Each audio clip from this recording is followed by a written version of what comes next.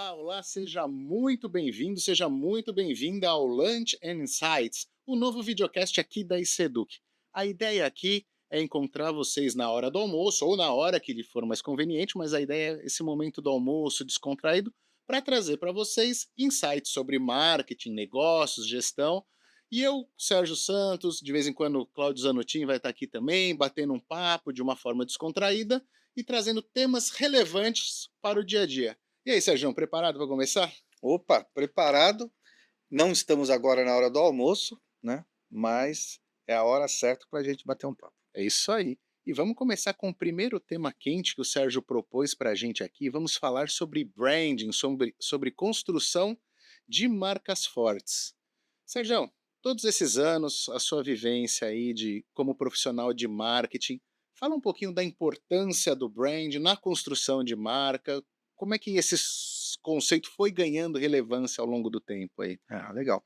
Eu acho que a primeira coisa a gente precisa falar um pouquinho sobre o que é branding, Sim. porque tem muita confusão, né, gente, sobre esse tema. Branding não é logo, né? Vamos O deixar. branding, quando a gente fala de branding, não estamos falando só do logo, essa é a primeira coisa que a gente precisa entender, né. Uhum. O brand, na verdade, envolve toda a comunicação e a identidade visual da marca e mais. Temas como o propósito da marca, os valores, né, a os temas que ela defende são fundamentais nessa construção do branding, né. Então, branding não é só logo, branding não é só, os aspectos formais da logomarca e suas decorrências, né. Essa é a primeira coisa que a gente tem que falar.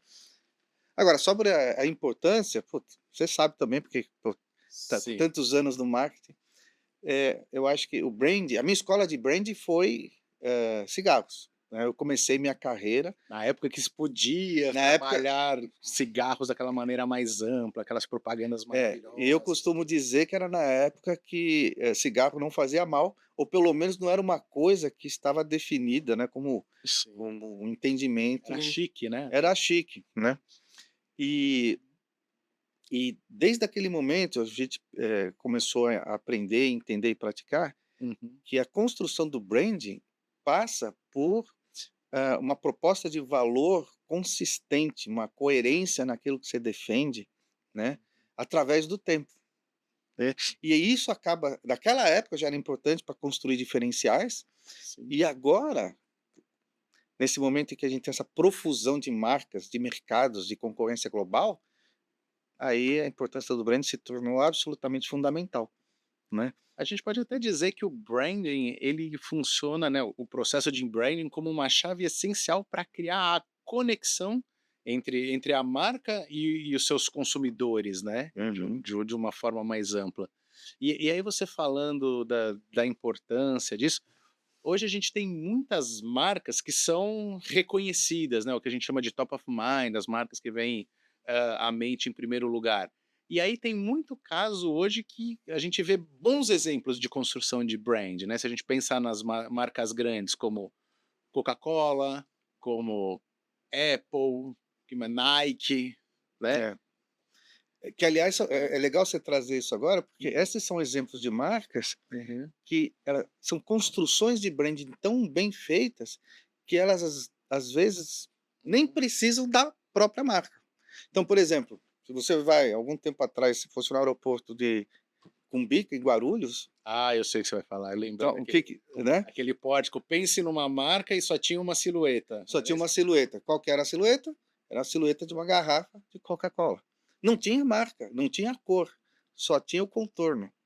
Mas era um brand tão forte, uma construção tão forte, que Sim. era suficiente para comunicar. E aí que a gente fala, que você vê que não era o logo da Coca-Cola, quer dizer, era a embalagem, então a própria garrafa no seu formato único e peculiar faz parte do branding dessa marca, né. Exatamente, né. E aí você vê aí são um exemplo de consistência, porque quantos anos Sim, tem essa garrafa da Coca-Cola, esse design da garrafa? Mais de sim, 100 anos. sim. Pode ter tido um ajuste aqui, um ajuste ali, mas o espírito, né, o design, fundamental da garrafa é o mesmo, né. É. O certinho da prova também, né, que vem o logo da Nike, eu lembro desse processo lá na época da SPM da faculdade que você aprende, né, a evolução que era o simbolinho Nike Just Do It. Uhum. Aí depois ficou só o simbolinho e o Just Do It, e aí hoje é só o símbolo, né, então É, o pessoal chama de swash, né. Swash, isso, estava tentando lembrar esse É, nome. que é aquele tique, né, É o just tique. do it, ó, É, acabei de fazer, então como vamos falar, né, um rabisco, né, é, ele acaba sendo comunicador de uma proposta única de valor, é. né. Então, esses são bons exemplos de construção, de branding, né, de forma consistente, né. Sim, e também a música pode ser um elemento, certo? Opa! Construção de brand, as famosas 7 notas musicais, né, a música do Windows, né, uma que é clássica, era aquela musiquinha da abertura do Windows, Uhum. hã, Talvez o case mais, para mim, um dos mais memoráveis, aliás, esse é um case de brand fantástico, porque, eh, é uma marca, que foi, que não vendia para o consumidor final e foi construir, ou seja, era uma marca tipicamente B2B, uhum. e foi construir a sua percepção, de marca, o seu branding no consumidor final, utilizando, lógico, vários elementos, mas principalmente uma assinatura sonora. Sabe de que eu estou falando? Não, Intel Intel. Inside, né. Dan, dan, dan, dan. E aí, ó, até É, nossa, isso tem mais de 20 anos e não sai aham, da nossa cabeça. exato.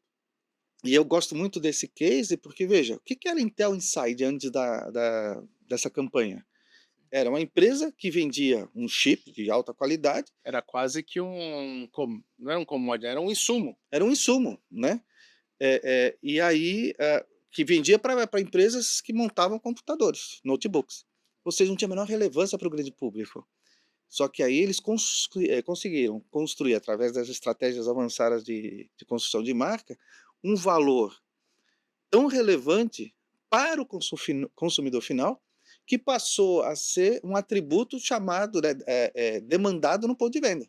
Então você ia comprar um notebook até hoje, é um pouco assim. Você ia comprar um notebook, a primeira coisa que você perguntava é: "Mas o processador é Intel?". Na verdade, ninguém sabia muito, isso ainda mais há 20 anos atrás, o que A que era isso. diferença e o que que isso significava, Pois né. é, mas a percepção é de que se não fosse Intel, eh, Não ia funcionar. não ia funcionar. É brilhante esse case. Agora, seja, a gente está falando aqui, a gente falou de Nike, de Coca, de Intel, enfim, de grandes empresas e grandes corporações. Mas é importante a gente falar que a construção do brand, a construção de uma marca forte, ela não é só para grandes empresas, grandes multinacionais, né? Pequenos negócios, negócios médios também podem ter a construção da sua marca e se tornar relevante e deixar um traço na história, né? Nossa, é legal você trazer isso, porque eu acho não, eu penso, isso sempre foi verdade, Uhum. mas hoje é muito mais. Por que que isso sempre foi verdade? Porque todos nós temos experiências de 20 anos atrás, de restaurantes que eram incríveis. Porque tinha uma experiência, hoje a gente chama de experiência, mas a identidade da marca, a experiência da marca era incrível. Então era um restaurante, uma Uhum. pequena empresa, mas que, tinha uma construção ali e dentro dela o branding, né, a marca dele, que é o que resume toda a experiência, que era incrível. Agora, hoje em dia, com as possibilidades quase infinitas que nós temos das mídias digitais, poxa, bicho, a construção está aí disponível para qualquer empresa, não importa muito o tamanho. Lógico que a estratégia de construção de uma grande empresa e de uma pequena empresa é diferente. Poder de fogo, né, é o que ele investe em comunicação e tudo, mas como você falou, com as mídias sociais hoje está muito mais fácil. É muito mais acessível, é muito mais democrático. Talvez é óbvio, é mais complicado, sobretudo para os programadores de mídia, Sim. mas existe a possibilidade de construção, É. né. E aí, Sérgio, essa questão do branding está tão em alta que, assim, existe o branding pessoal, né, executivos trabalhando a sua marca pessoal, jogadores, atletas, celebridades, jornalistas, que deixam de ser apenas aquele profissional que trabalha naquela empresa, mas trabalham a sua imagem pessoal como palestrante, como figura pública, nas redes sociais. Quer dizer, a construção de uma marca como um todo tá indo muito para esse lado da emoção também, né, e transcendendo as empresas, os negócios e indo também para as pessoas. Ou seja, podemos falar que tem uma tendência à personificação ou a levar a emoção para as corporações? Eu acho que até pelo que a gente acabou de falar, né, da democracia da mídia, né, das inúmeras possibilidades digitais, isso acaba permitindo uma customização muito maior do que era possível antigamente, Uhum. né, e essa customização permite apelos mais pessoais e, portanto, mais emocionais, né. E a gente sabe, que quando você cria um link emocional com a marca, esse link é mais difícil de ser, por um concorrente, por exemplo, ser imitado, ser confrontado, né. Eh, É aí que aí que surgem os defensores das marcas? Aí que seja sim, os defensores, os evangelistas, né. Uhum. Eu gosto muito de um exemplo de branding, que eu acho que tem muito a ver com uma abordagem, a evolução de uma abordagem mais funcional, racional, e depois evoluindo para uma abordagem mais emocional. Eu estou falando da marca Omo, né. Se a gente voltar alguns anos atrás, talvez 20 anos atrás, quando 30 anos atrás, a abordagem de detergente em pó em geral e de Omo sempre foi uma abordagem funcional. O que que eu quero dizer com isso? Como limpa.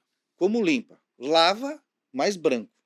Inclusive naquela época, a cada campanha de Omo, cada ano, a cada 2 anos, eles criavam um elemento, da formulação que simbolizava, que era o reason to believe daquela benefício Branco mais emocional. branco, cores mais vivas, Isso. né. Não, mas na própria formulação Ah, tinha sim. lá, tinha o azul polar brilhante, É. anil não sei o quê. Era um reason to believe, e portanto era uma abordagem racional para, convencer de que aquele produto lavava mais branco, portanto uma abordagem mais racional. Seu João. Com o tempo, o que aconteceu que aumentou muito a concorrência.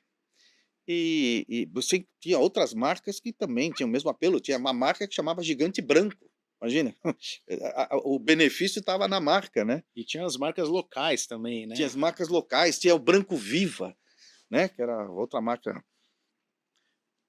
E aí, sobretudo quando aumentou a concorrência, quando a Procter veio para o Brasil com a Ariel, que é uma marca global incrível, Omo resolveu trabalhar o seu lado mais emocional, evoluir no posicionamento do branding. E aí o que que ele fez? Ele criou uma campanha absolutamente maravilhosa, que é aquela campanha que fala Se que sujar faz se bem. sujar faz bem, né, e aí você fala: "Pô, mas o que que isso tem a ver?", né. Como é que isso tem um apelo emocional? E aí basicamente apareciam crianças, Uhum, eu crian lembro. né, tá, e aí você pensa: "O que que tem a ver? Qual que é a jogada aqui? Criança compra detergente de pó? Claro que não, quem compra é a mãe".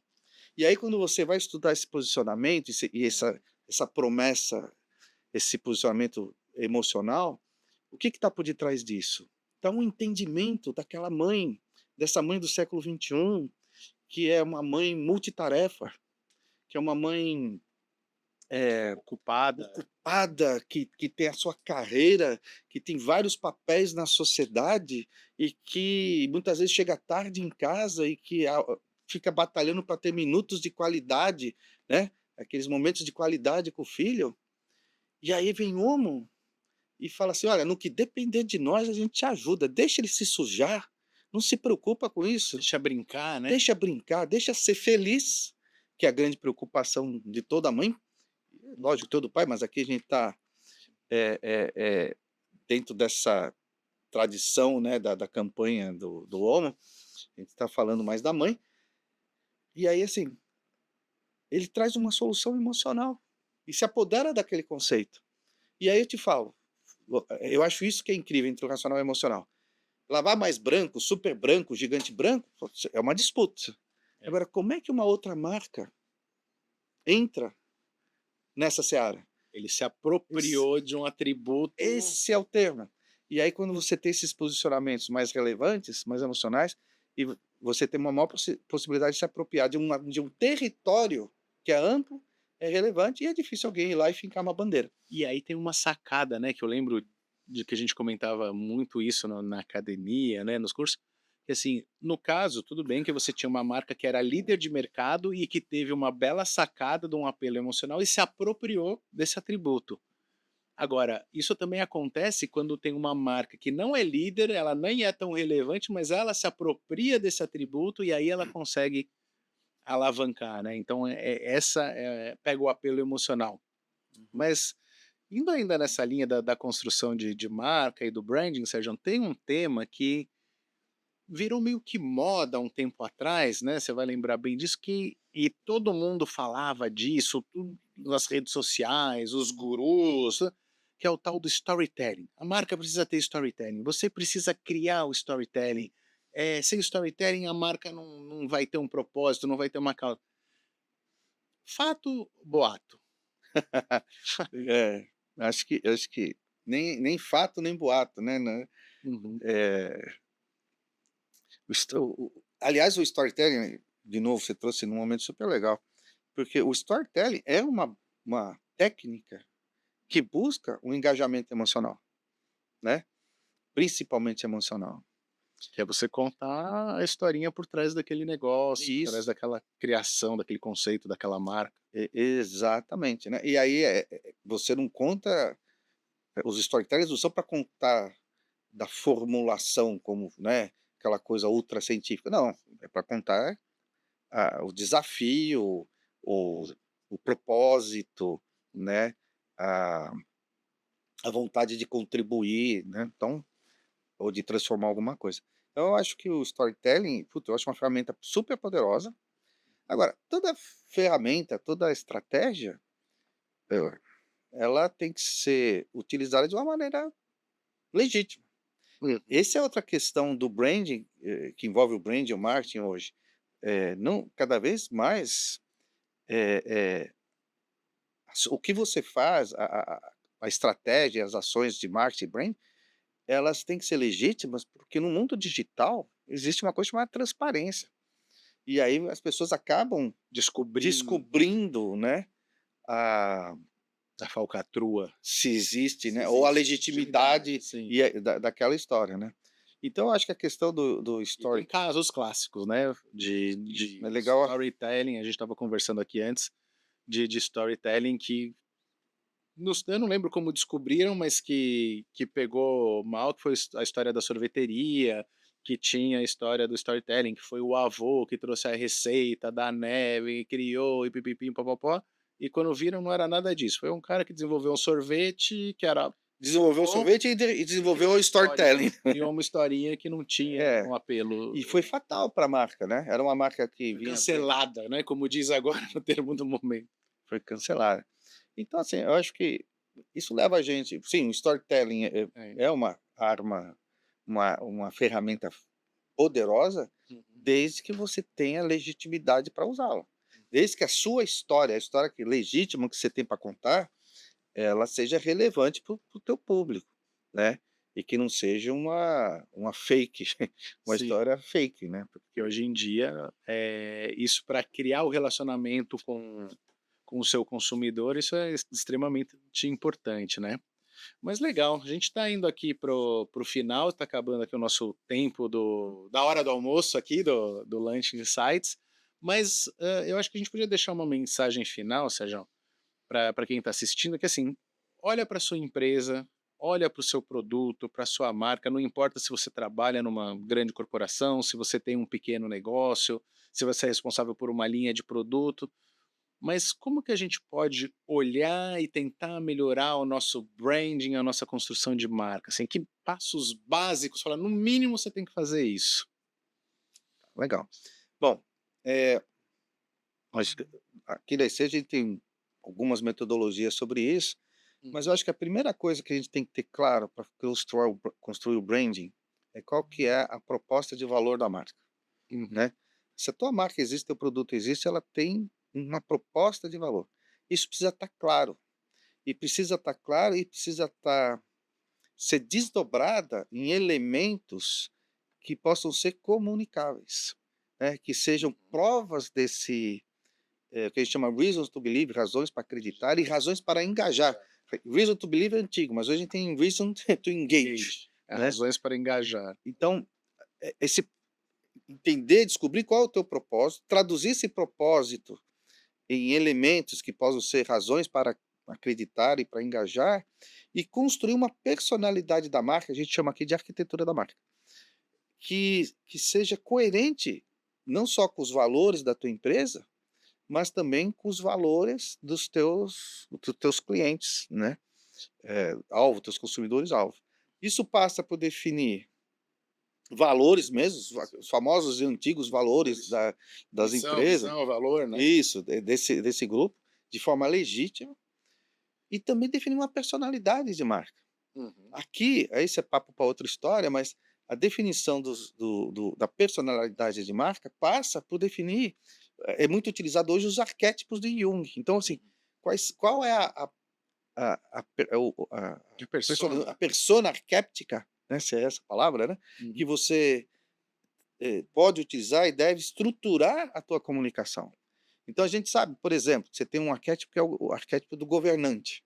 Uhum. Então, empresas, por exemplo, empresas jornalísticas, marcas de informação, né, normalmente utiliza esse tipo. Agora você tem também aquele, arquétipo do aventureiro.